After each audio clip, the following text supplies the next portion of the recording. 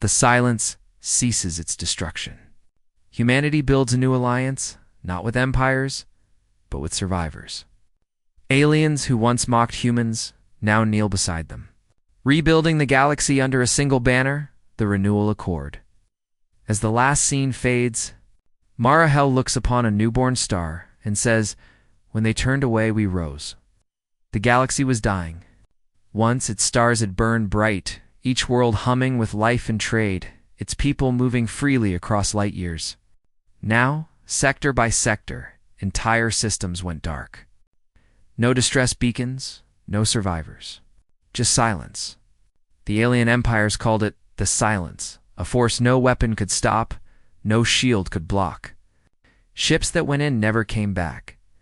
At first, the Galactic Council tried to help. They sent fleets, scientists, engineers. But when their ships also vanished, they made their decision cold and final. They closed their borders and sealed their gates. The rich core worlds turned away, leaving the frontier to die. Broadcasts were cut off. Relief convoys were recalled. The council's chair declared one sentence that echoed across every surviving colony: "We will not waste resources on the lost." For those left behind, hope turned into anger, and anger into despair. Space stations drifted without power. Cities collapsed into darkness. On the edge of the Avelis Rift, one such station hung in silence, its lights flickering weakly, its coms full of static. Inside, a small group of refugees waited, half-starved and terrified. They had seen the silence eat entire worlds, swallowing even the light of their suns. And now, it was coming for them. An old alien named Run sat by the broken viewport, staring into the void. "No one's coming," he muttered. "The council's gone. The fleets are gone. It's over." A younger voice, trembling but defiant, answered from the shadows. "Someone will come."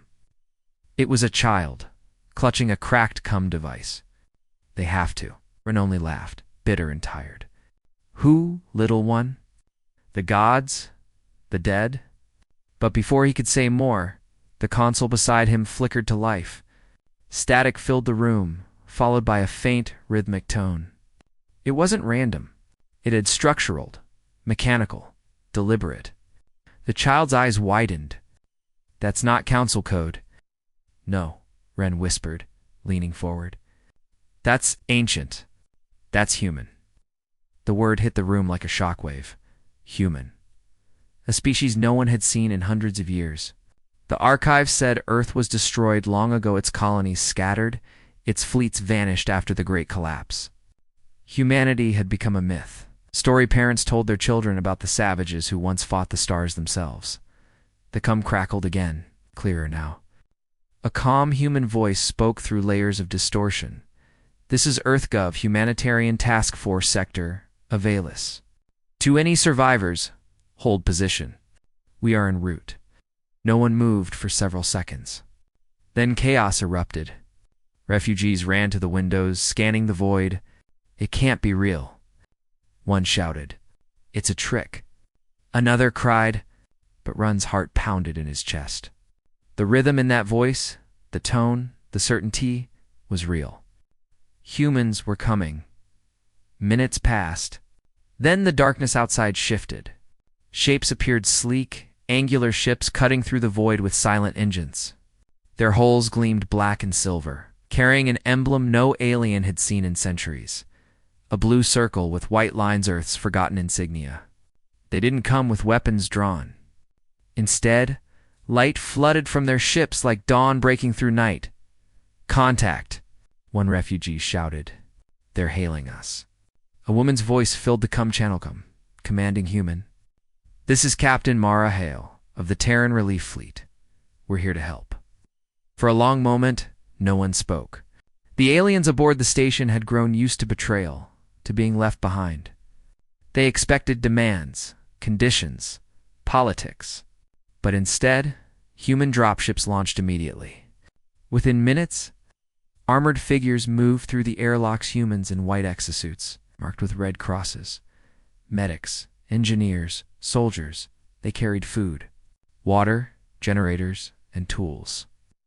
Moving with speed and precision, an alien doctor named Selly watched one of them kneel beside a wounded child. The human removed his helmet, revealing tired eyes, but a steady smile.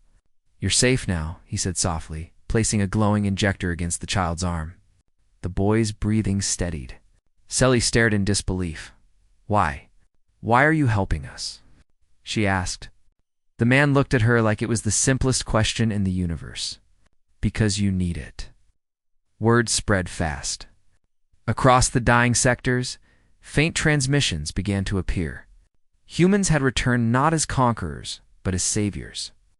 Their fleets moved into plague zones, radiation belts, even regions the Council had labeled dead space. They built hospitals on moons the Council had abandoned. They evacuated entire colonies while fighting storms of ionized dust. In every transmission, the same message appeared: "We don't abandon the lost." The Galactic Council tried to suppress the news, but the truth couldn't be hidden. Alien civilians began protesting, demanding that their leaders explain why humanity long considered extinct was doing what the Council refused to do. Some called it manipulation. Others called it redemption. But for those who had seen the Terrans up close, it was something else entirely. One alien pilot, rescued from a destroyed convoy, recorded his words before collapsing: "They walk through radiation as if it's nothing. Their ships repair themselves mid-battle. They don't speak of vengeance or debt. They just help. But there's something in their eyes, something ancient, like they've seen this all before." Captain Marahal stood on the bridge of her flagship Solace, watching the holographic map of the sector. The silence was spreading faster than predicted. Worlds were disappearing overnight. She turned to her first officer. "We're out of time," she said quietly. "We need to move deeper." The officer hesitated. "The Council forbade entry beyond the rift. We don't even know what's in there." Mara's expression didn't change. "The Council already turned its back. We're not them."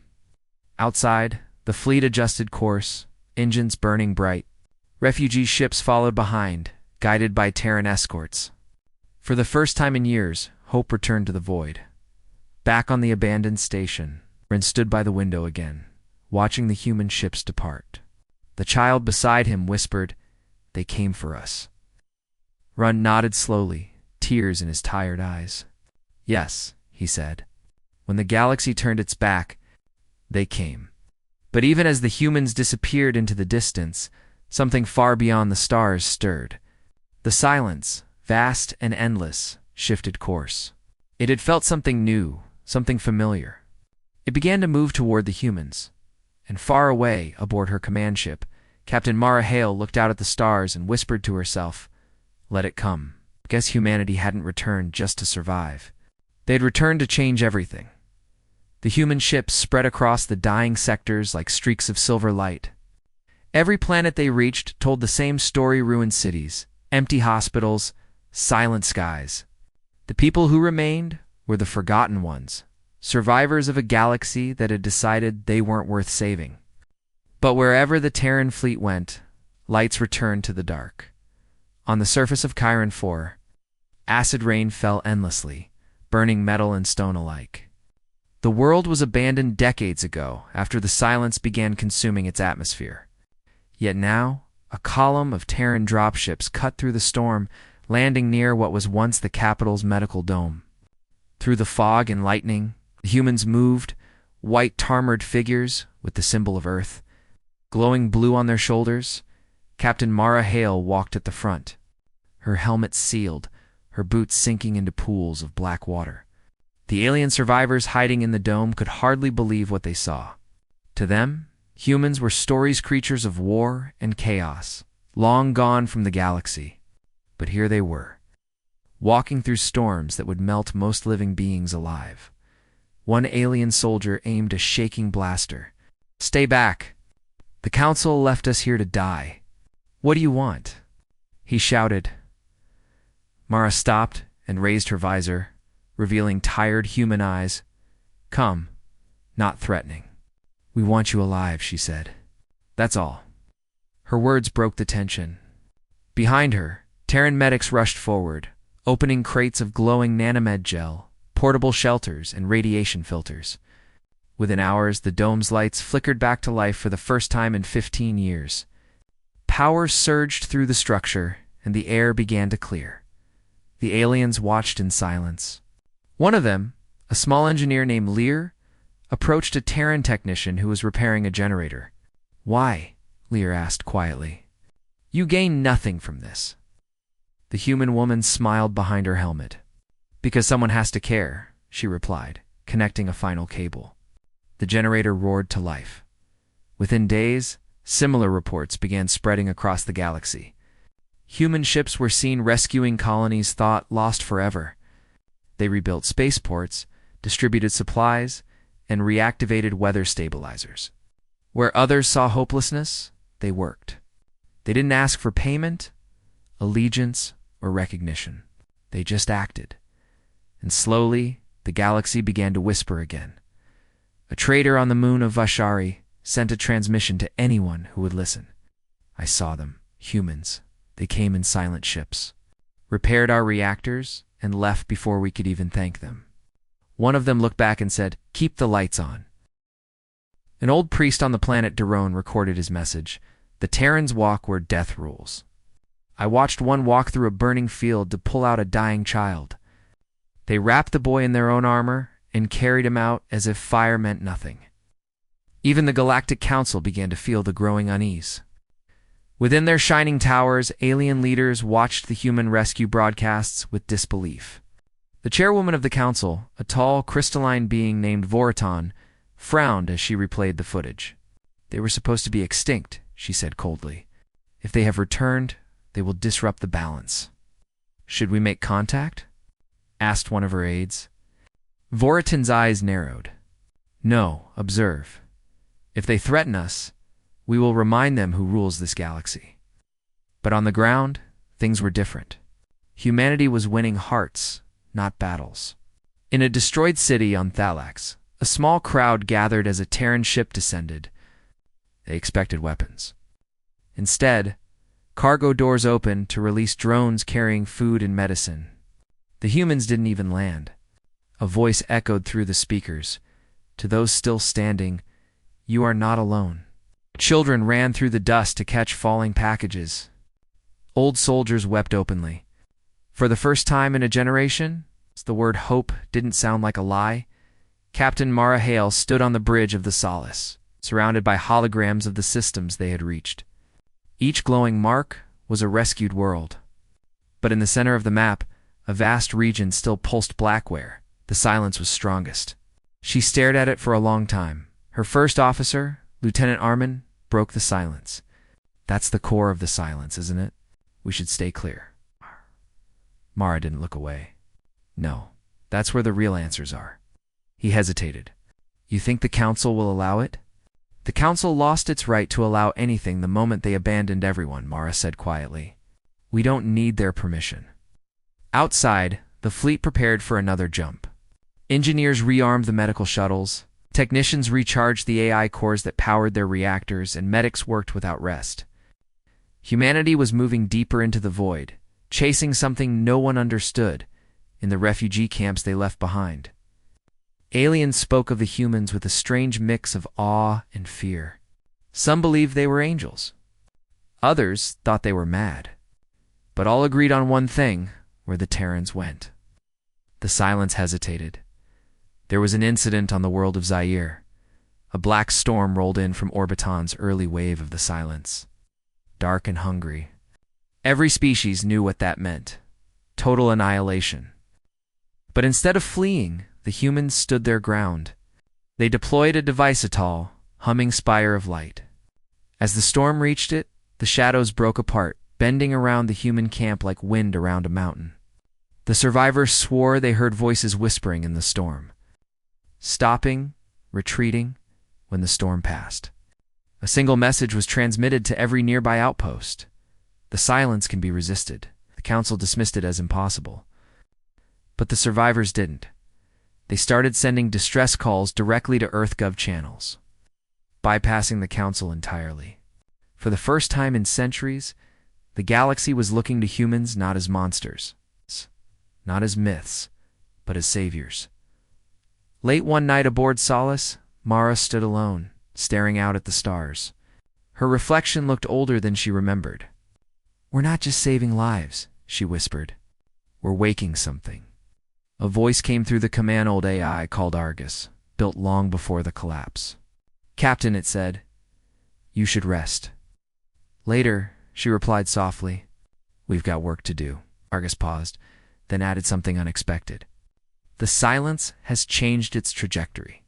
It is now moving toward us." Mara smiled faintly. "Good," she said.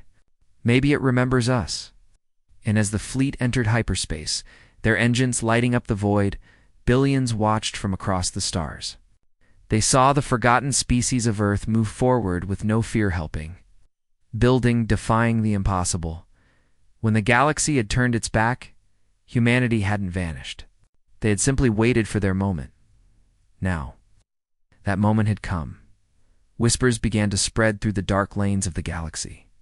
They traveled faster than light, carried by smugglers, refugees, and frightened council couriers. Wherever the Terrans went, the silence seemed to change.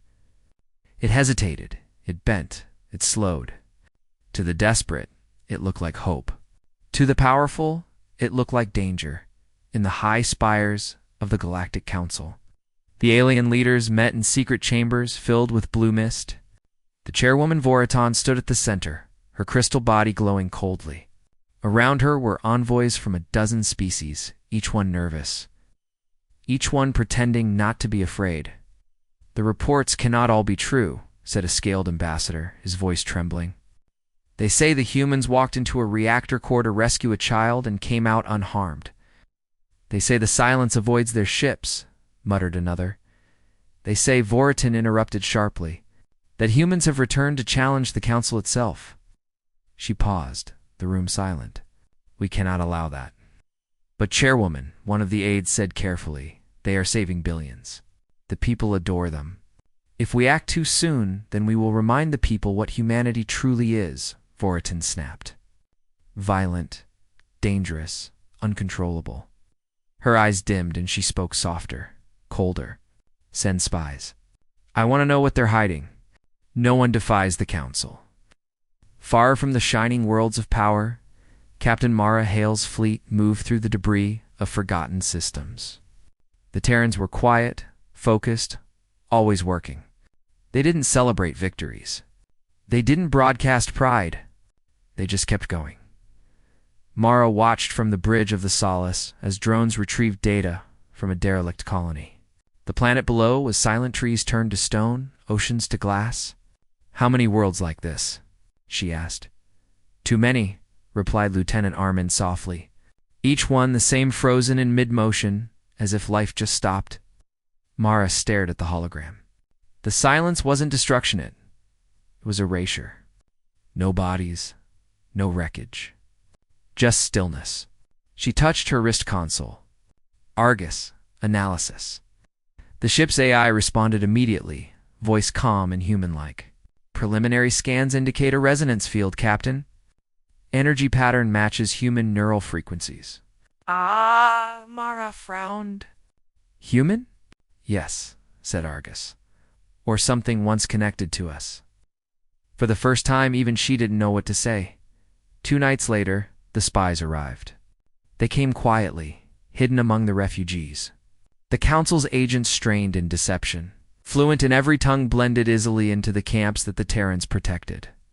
Their orders were simple. Find what humanity was really doing out here. One of them, tall insectoid named Tresh, disguised himself as a wounded trader. The humans welcomed him aboard one of their relief ships. They treated his burns, gave him food, and let him rest. But Tresh was not here for kindness. He was here for secrets. When the lights dimmed, he crept through the corridors, planting microdrones. But as he turned a corner, he froze. A human child no older than 12 was standing there watching him. The boy tilted his head. "You shouldn't be here," he said quietly. Tresh reached for his weapon. But before he could react, the corridor lights flickered, and every drone he'd planted lifted from the ground and melted into liquid metal. His eyes widened. The boy didn't move. "The captain doesn't like spies," he said. And then everything went dark. When Tresh's body was later found drifting near a refugee station, there was no sign of violence. Only one phrase was burned into the ship's log, written in Terran script: "Do not test our mercy." Rumors grew darker. Refugees whispered that human ships carried something inside them, something ancient and alive. Some said it was a god, others a weapon. On the station of Thalan's Reach, a core scientist named Relic watched human medical teams unload crates of strange humming devices. "Are those weapons?" he asked. A human engineer smiled faintly. "No, they're shields." But when Relic touched one, he felt something that wasn't technology. It felt alive.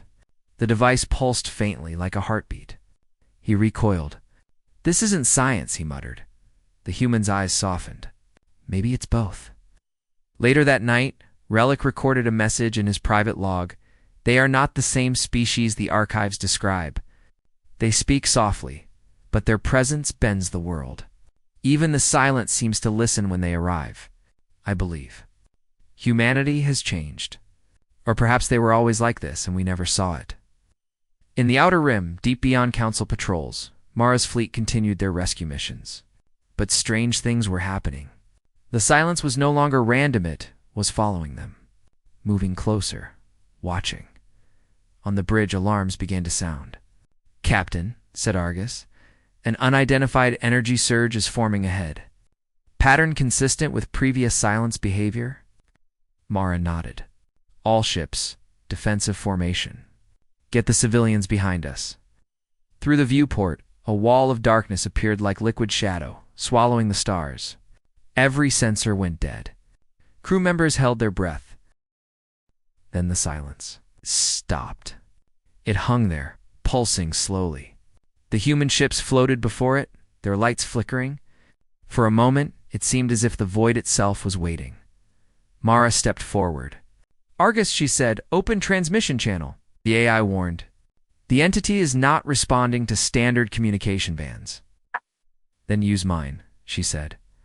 Her voice carried through the static, soft but steady. "You've taken everything from them. Now you're looking at us. So look closely." No one expected what happened next. The silence rippled, almost like it hurt her.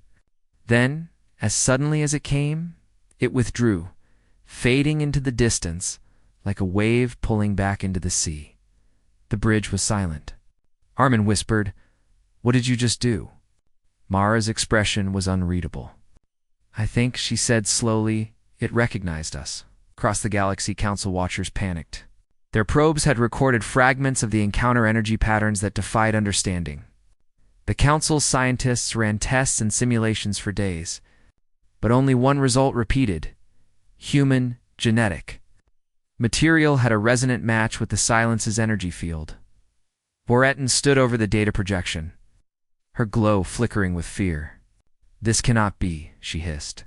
"They cannot control it." Raid swallowed hard. "Then how do you explain it, Chairwoman?" Voretin looked out the window at the great spiral of the galaxy. "I don't," she whispered. "I destroy it." Meanwhile, in the shadows of deep space, a signal pulsed across the Terran network. It wasn't from the Council. It wasn't from the colonies. It came from Earth itself, dormant for centuries. Argus detected it first. "Captain," it said quietly, "a message from home." Mara turned sharply. "From Earth? That's impossible." The message played a single voice, old and distant, yet unmistakably human. "They will not understand what we became, but they will learn."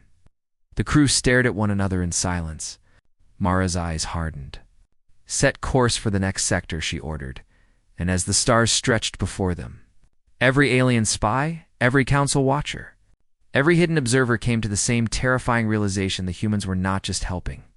They were preparing. The Galactic Council met in emergency session for the first time in decades. The chamber, a vast, domed hall, floating in orbit above Sereth Prime, was filled with delegates from 100 species, their voices rising in panic and confusion. The holographic projection at the center of the room played the same footage again and again. human ships surrounded by black storms of the silence, untouched and unharmed. The chairwoman.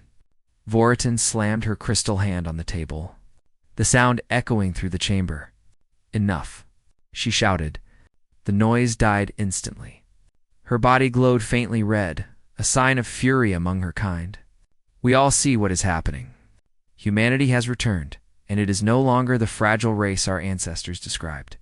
They defy our laws. They disrupt the balance of the galaxy. They must be stopped." A scaled ambassador from the Drax Coalition hissed nervously. "Stopped? Chairwoman, you can't stop them. The silence itself retreats from them. If we provoke the Terrans, they could turn that force on us." Voritan's tone was icy. "Then we will act before they can." Another delegate spoke, trembling. "But they are saving lives or people's lives. If we strike them, we will lose the people's loyalty." Voritan raised a clawed finger, silencing him. "They are not saviors," she said coldly. "They are a contagion. Wherever humans go, they awaken something ancient. The silence follows them. If we allow them to continue, this galaxy will not survive their kindness." Her eyes flickered toward a side console. "Begin Operation Veil. I want every human ship tracked. And if they refuse to obey Council authority, erase them." The council hall fell into a cold silence. No one dared speak, but many lowered their eyes. Light years away, aboard the Terran flagship Solace, Captain Mara Hale stood before a holographic transmission, the same council broadcast playing on every public channel. Her face was unreadable as she listened to Voritan's words echo through the bridge. "Effective immediately. All Terran operations are considered unauthorized and illegal. Any human vessels entering Council space will be detained or destroyed." The room went quiet. Lieutenant Armin looked up from his console. "They're branding us as criminals," he said softly. Mara exhaled slowly. "Expected." "Argus?" The ship's AI spoke in its calm, measured tone. "Captain, multiple Council fleets are mobilizing near border sectors." "Orders?" Mara's gaze drifted to the star map. "None. We keep doing what we came here to do." Armin frowned. "If they open fire, then they'll learn the difference between mercy and weakness," she said quietly. In the refugee sectors, chaos broke out. The Council cut supply routes, seized neutral stations, and broadcast warnings declaring all Terran ships dangerous and unstable. Refugees who had once been saved by humans now faced a terrible choice: hide those who helped them, or betray them to survive. On a desert moon, a Council strike team landed at dawn. Searching for illegal Terran aid workers, they found an old alien woman standing in front of a medical shelter marked with a blue Earth insignia. "Where are the humans?" the commander demanded. The woman stared at him, her wrinkled face calm. "Gone," she said softly. "But the children are alive because of them." When the soldiers entered the shelter, they found clean beds, working machines, recorded instructions on how to heal the sick. No weapons. No soldiers. Only medicine. Later, the officer reported to his superior. They could have fled days ago, but they stayed to help. They left food, energy cells, everything. The superior's response was cold. Erase it all. No one must believe they care. Meanwhile, human fleets continued their missions in silence. They ignored the Council's orders, rescuing where they could, rebuilding where they must. They didn't speak of war, but their ships carried strange energy reading signatures that frightened even their allies. On one such mission, Mara's ship entered a dead system. The planet below was shattered, torn apart by gravitational storms. Yet in its orbit, the scanners picked up something impossible: an energy beacon, still active, transmitting ancient Terran code. Captain Armin said, eyes wide, "That signal predates the collapse." "It's from old Earth." Mara stepped closer to the display. "Patch it through." A voice filled the bridge, distorted, ancient but unmistakably human. Protocol Genesis. Initiated. Phase 1 complete. The crew exchanged glances. Armin whispered, "What is Genesis?" Mara's eyes were distant. "Something the galaxy was never supposed to see. Across the Council's communication network, reports began flooding in. Fleets sent to block the humans were vanishing. No wreckage. No distress calls. Only static. At first, the Council claimed the Terrans had destroyed them. But soon, sensor logs revealed something else. The missing ships had been consumed by the silence. Yet strangely, the Terran fleet remained untouched, their energy signatures glowing within the storm like beacons. It was as if the silence was protecting them.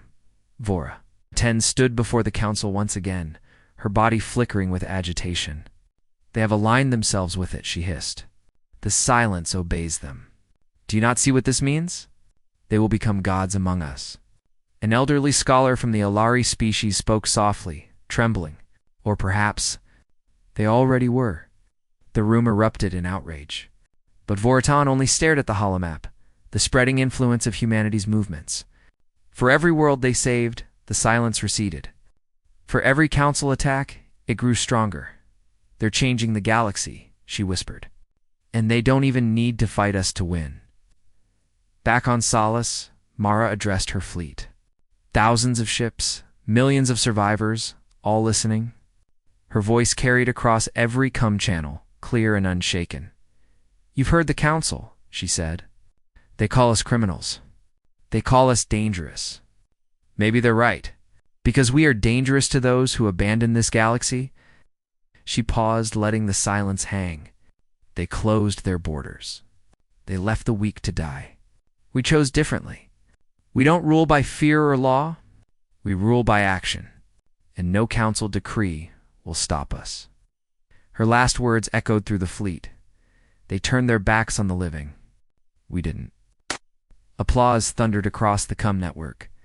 In distant outposts, refugees played the recording on repeat. To them, she wasn't just a captain. She was proof that humanity had returned to finish what it started long ago, to protect the galaxy, even from itself. That night, as Solace drifted silently between dying stars, Argus spoke softly in Mara's quarters. "Captain," it said, "you have united more than a fleet. You've awakened belief." Mara looked out the viewport, her face half-lit by the glow of the stars. "Belief can be dangerous," she murmured. Argus paused.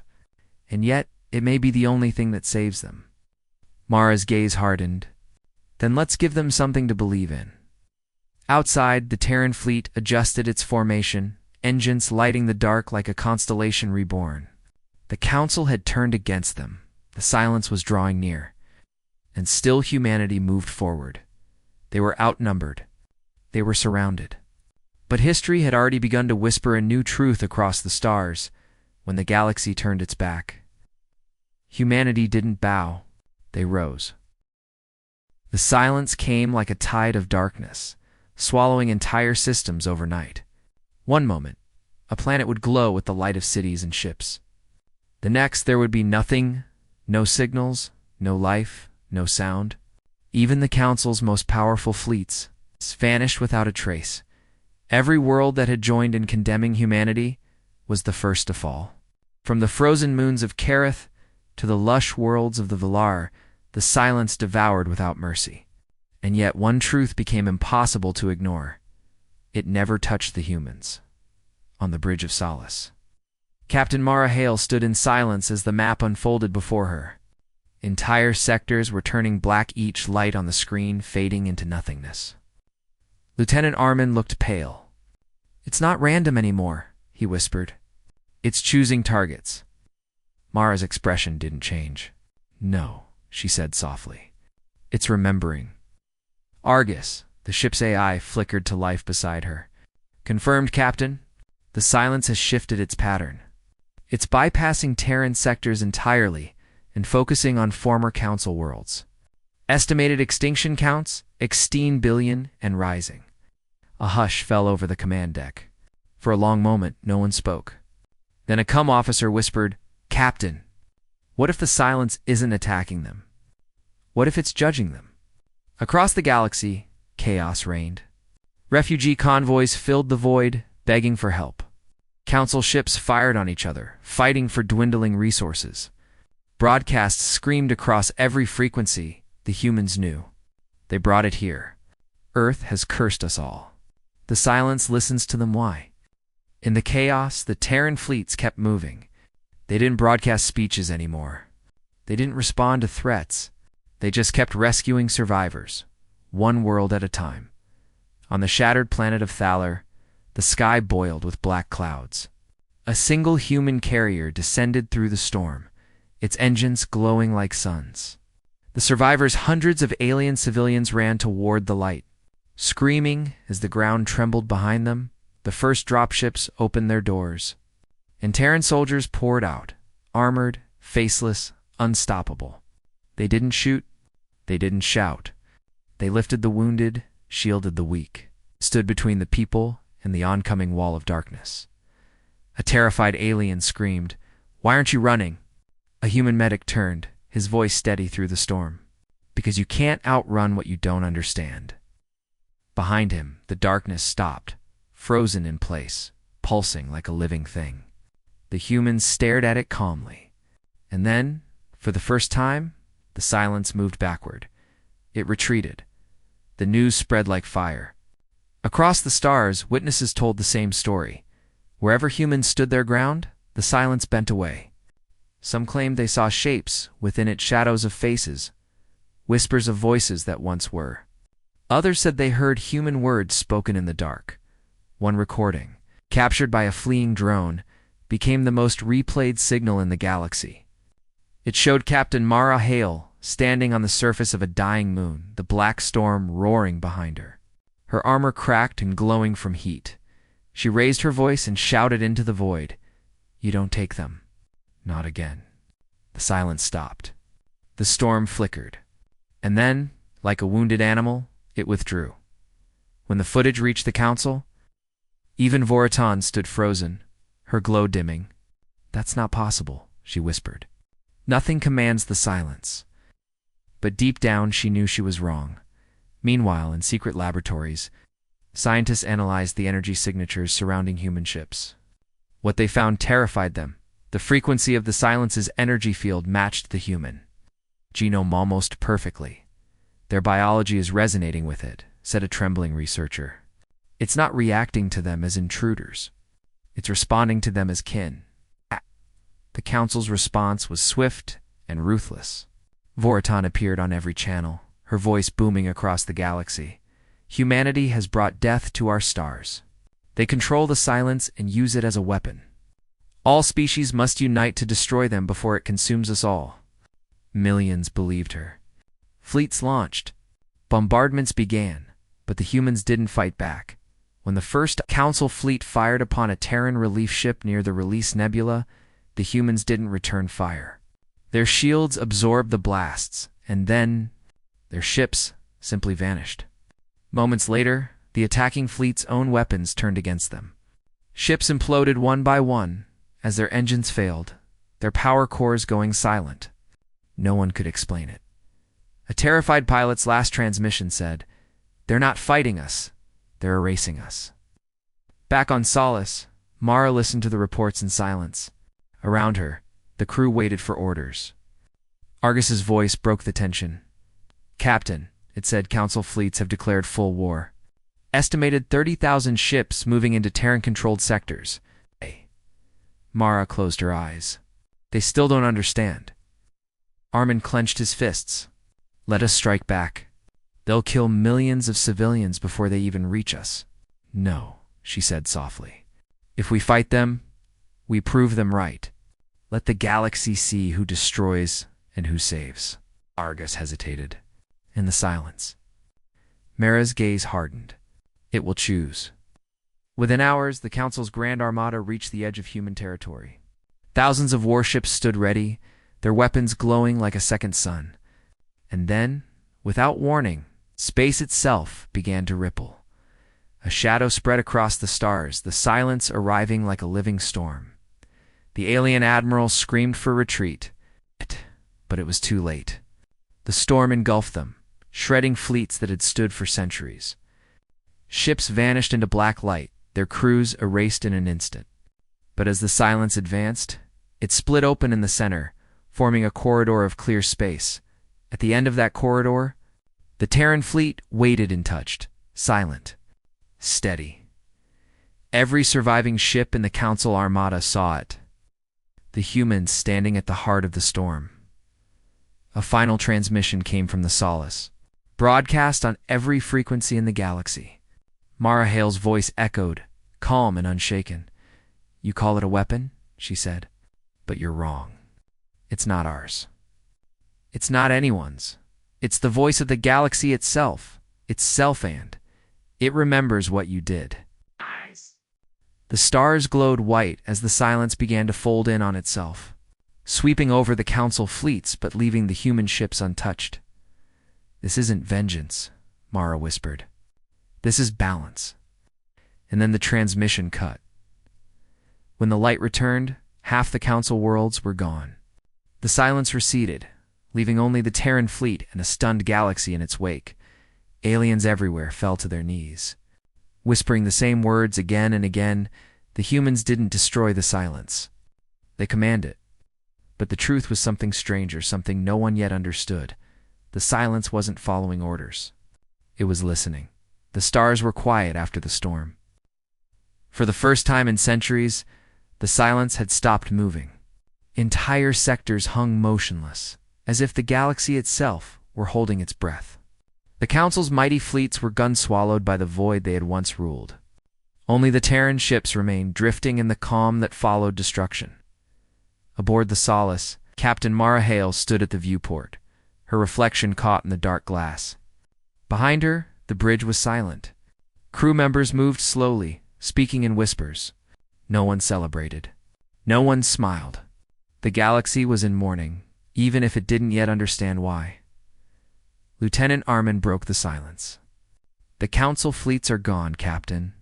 Their command centers, their strongholds, all gone. We're the only organized force left." Mara didn't look away from the stars. "That's not victory," she said softly. "That's inheritance." Argus, the ship's AI, flickered into view beside her. "Captain, we are detecting massive energy fields near the galactic core. It matches the silence's resonance signature, but stable, not hostile." "Out!" "Then that's where we're going." "Captain," Armin said, stepping forward, "we don't even know what it is. It could be a trap." She smiled faintly, the kind that never reached her eyes. "Everything that matters is a trap." The fleet moved in formation, engines whispering through the void.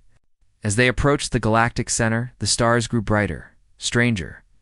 Streams of energy arched across the darkness, forming patterns no mind could comprehend. In the distance, something massive waited, an ancient structure half buried in light. "Is that artificial?" Armin asked, staring at the scans. Argus replied partially. "Records suggest construction predating all known civilizations. It appears the silence originates here." When they descended into orbit, the crew saw it with their own eyes. A colossal sphere of metal and stone, spinning slowly around the heart of the galaxy.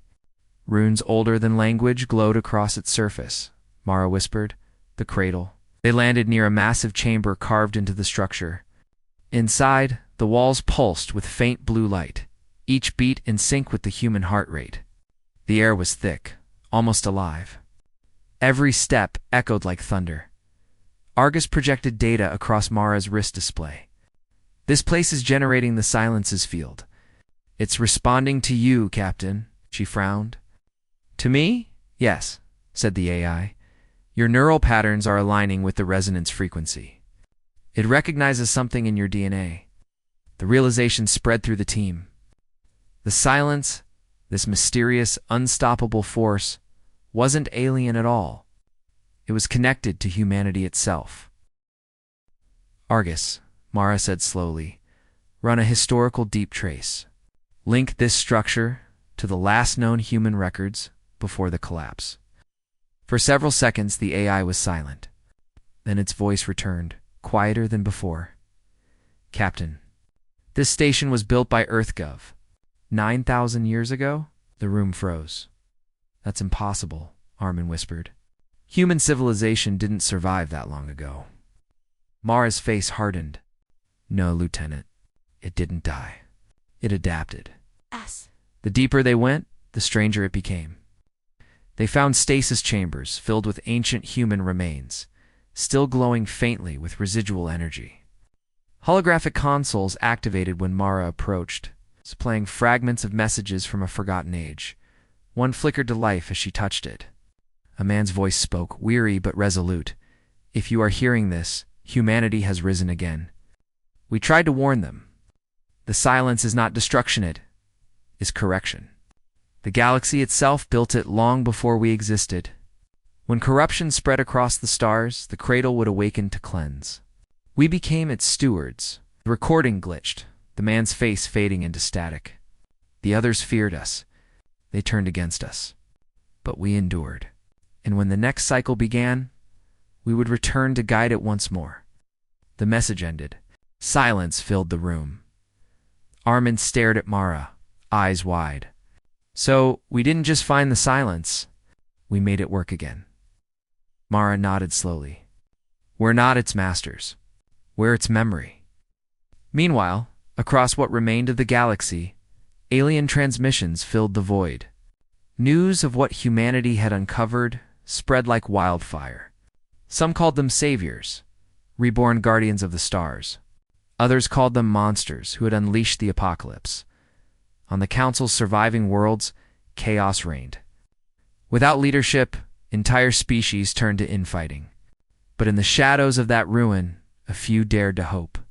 They sent signals, pleas, prayers, messages of surrender, all directed at one name. Captain Mara Hale. Inside the cradle, Mara stood before the central chamber, a circular room filled with transparent pillars, each one pulsing with human-shaped light. Argus's voice echoed softly. "These are consciousness cores. Thousands of them. Recorded minds from before the collapse." Mara stepped forward. The lights brightened as she approached. One pillar flickered and projected an Imogen older woman with sharp eyes and a calm voice. "Welcome back, child," the figure said. Mara froze. "Who are you?" "I am Dr. Rhea Hale," the hologram replied with a faint smile. "Project Genesis founder." "Your ancestor," the bridge crew gasped. Argus processed the data instantly. "Genetic link confirmed. 98% match." Rhea's projection continued, voice soft but steady. "The galaxy always forgets. It expands, it corrupts, it falls.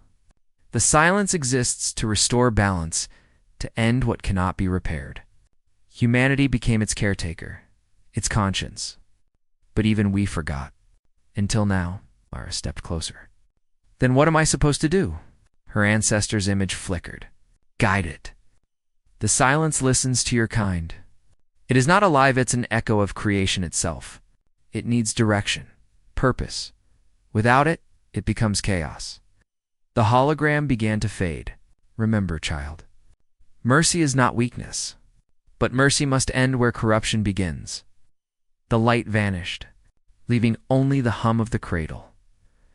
Hours later, Mara stood alone at the heart of the structure, surrounded by the soft rhythm of the silence's pulse. Argus spoke quietly in her ear. "Captain, if what the doctor said is true, the cradle can either heal the galaxy or erase it entirely." Alas? Gaze drifted toward the stars beyond the viewport. "Then it's time we decided which one it deserves." Outside, the Terran fleet waited in formation. Every ship aligned around the cradle, their engines glowing softly in the dark. Across the channels, voices of dozens of species called out, pleading for help, for forgiveness, for hope. Mara's voice came through every channel, calm and powerful. "You all feared the silence," she said. "But it's not your enemy. It's the galaxy's heartbeat, the balance you all broke when you turned your backs on the weak. We didn't return to conquer. We came back to remember what you forgot." She paused, eyes on the endless stars. "Humanity didn't survive the dark to rule you. We survived to remind you." Her final words echoed across the void. "The silence isn't coming for you. It's waiting for what you'll become next." As her fleet began to move again, the cradle pulsed brighter, its glow spreading through the galactic core like sunrise. The silence rippled outward, not destroying this time, but restoring. Broken stars reignited. Dead worlds began to breathe again. And in that moment, The galaxy realized the truth. Humanity had not just changed everything. They had become the will of the stars themselves. The galaxy was quiet again, but not dead. The storms of the silence had faded into shimmering clouds of light that hung between the stars like the breath of a sleeping god. The war was over, though no one could say who had won. The Galactic Council was gone, its fleets erased, its towers reduced to dust drifting in the void. In their place stood something new, something that carried the mark of humanity.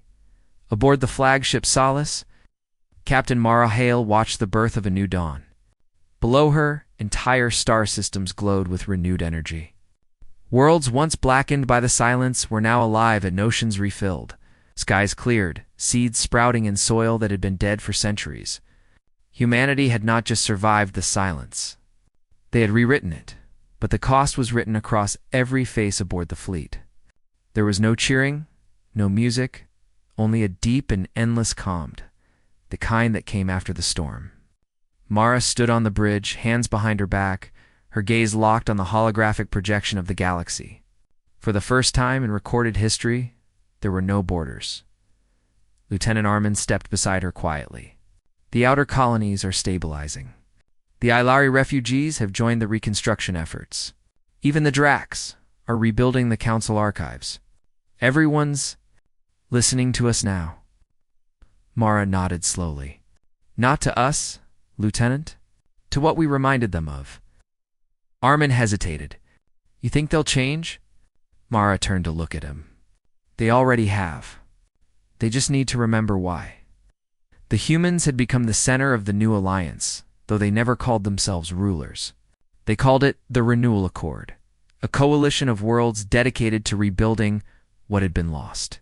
Terran engineers helped alien scientists reawaken dormant technology, heal broken planets, and establish new forms of governance, not built on fear or greed, but even in peace. The shadow of the past lingered. Many still whispered of the silence of how it had spared the humans and devoured the rest.